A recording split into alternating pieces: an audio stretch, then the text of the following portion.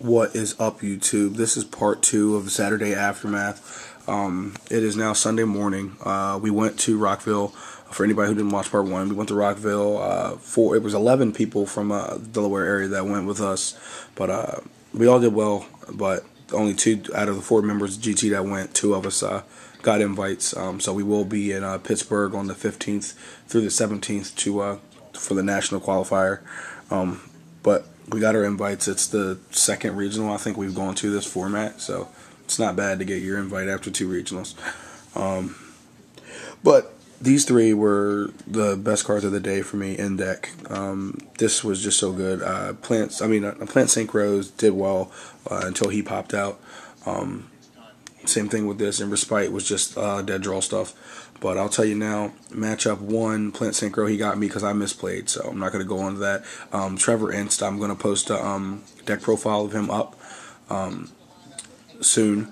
I've got it recorded. I got a crap load of stuff I have to upload, but Trevor Inst, I got a deck profile of him I'm going to be posting up. He's the guy who got me for round 1, and the reason I put a deck profile of him up is because I felt that I could have beat him, like, really easily. I had him against the ropes, and I misplayed. I had Gadzaris out and didn't play my Nobleman. But I'll have his deck profile link linked to this video some kind of way. I haven't done it, haven't posted it yet, so yeah. But anyway, Rettiari, another matchup I did really well against was the Frognarchs, or the Formula Monarchs. I mean, absolutely crushed that build with this deck. I crushed it. This card crushes Frog Monarchs. Crushes it. Why? No Treeborn. No Treeborn. I was bouncing into it with Equest. They don't run any magic, they don't run any trap. You run into something with Equest or Equest or Darius or anything, and then you tag out for Rettiari, because most of the time I was watching a lot of people just face down their Treeborn and say go. I don't know why they would think that the Nobleman doesn't exist or nobody's going to be able to remove it first turn, but Rettiari does that. They were overextending with Light and Darkness Dragon, Solomon, and again, Respite. Respite is just that dead hand draw thing, and I only run the 1, but it came up every single time I needed it. I don't know if it was just a really good lucky tournament. A lucky tournament for me, a really good one, but I played extremely well. And the only 2 I lost was because of my own mistakes. I lost, again, like I said, to Blackwing because I set like nuts knowing that they run Delta.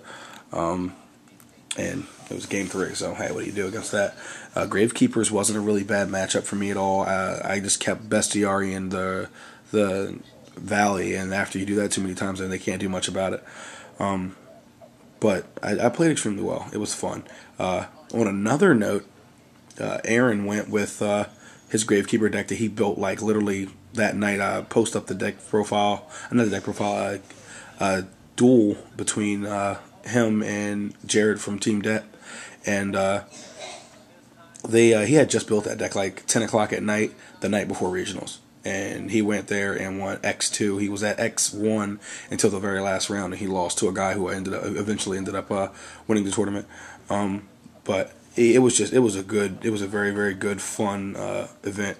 Aaron did well, myself I did well. Andre got ranked 49th, and he was X3. And when 45th, and somebody went with us was ranked 49th, and they went X2. So obviously, rank means nothing. Record means nothing, because he had 1 more win than Andre and was about 5 spots lower than him. Tiebreakers are everything, because I had the same record as the X2 guy, and I was ranked 18th. Because my tiebreakers were better. I beat better people. But it was fun, all in all. Some funny stuff that happened.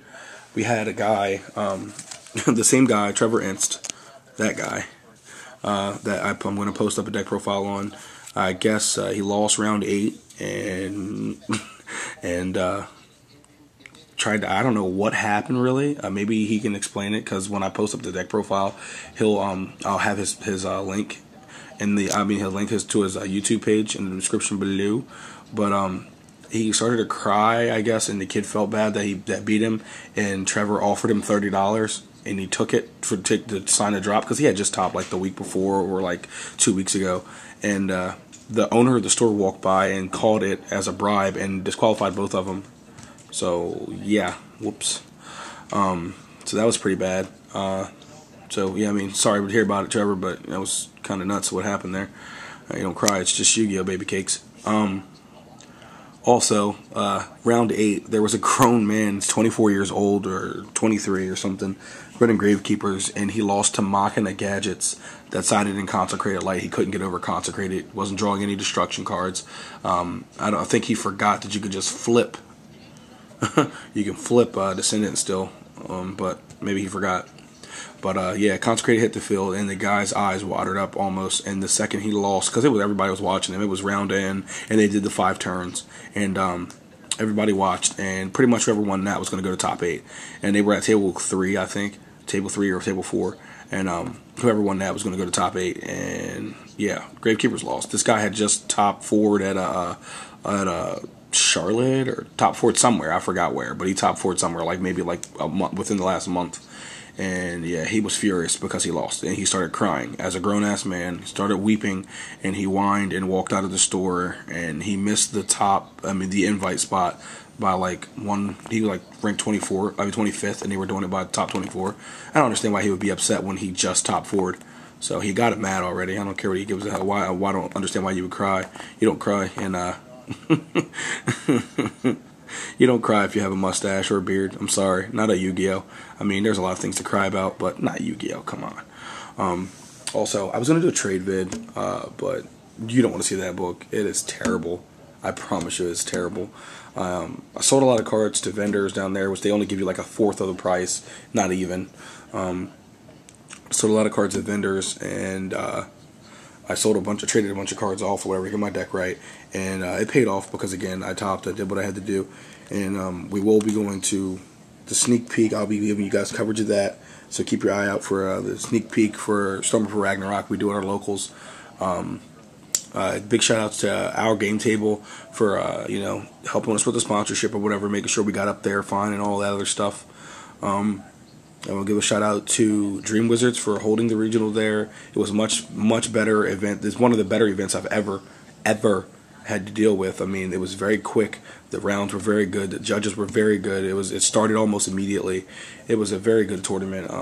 Kind of small, only 196 people, but I didn't even think that many could fit in that store. It was very, very small, but they did their thing. So I will say this: you guys did a great job, and shout outs to Dream Wizards. Shout outs to Our Game Table, the sponsor, for sponsoring us. Shout out to Team Det. They did well. They had good showing up there. I think they had 2 members go 5-3. One went 4-4 or maybe 3-5. I'm not sure. But they had one guy start 0-2 and win straight 5 and then lost his last one. So he did pretty good. But he went on a 5-game winning streak. He's running Gravekeepers, the slow version, with no dualities or nothing. So, I mean, you can't hate on that. But, I mean, it was a good showing for all of us. We went down there and we represented. But anybody we went up there, if you're interested in, I talked to a lot of people talking to us about trying to be on Team GT. Again, we've gone through this process before, and I understand, but it's a very strenuous process. We're not amazing by any means, but, we're a group of guys who we have standards, and we expect, we have a certain quality of a player that we're expecting I don't know. I don't even know how to say it. We have a certain quality of player that we look to pick up. Again, it's a strenuous thing. You can't just see us and be like, okay, now I'm a Team GT member now. So I seen you guys up there, and when you saw us rocking the shirts, and a couple people very interested, and just there was a couple of guys, maybe 5 people interested, and I say out of all of them, maybe one of them might possibly be able to be a member. It's just got to be a more consistent thing. So anyway, that's a whole nother rant. We're not going into all that, but again, it was a good showing for us. 2-hour trip there and back, so it was pretty cool. Anyway, shout outs again to Team Det, Team GT, Our Game Table, Dream Wizards, Trevor Inst. Sorry about what happened with you again, little guy. And everybody that went up to Rockville for Delaware, so we can hold it down.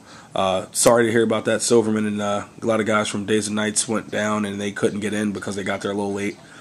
But it was a good showing for us. So anyway, Saturday Aftermath Part 2. it was a good showing for us, and I appreciate everybody that realized, recognized us. There was a lot of people that knew who we were when we got down there, so I appreciate it again.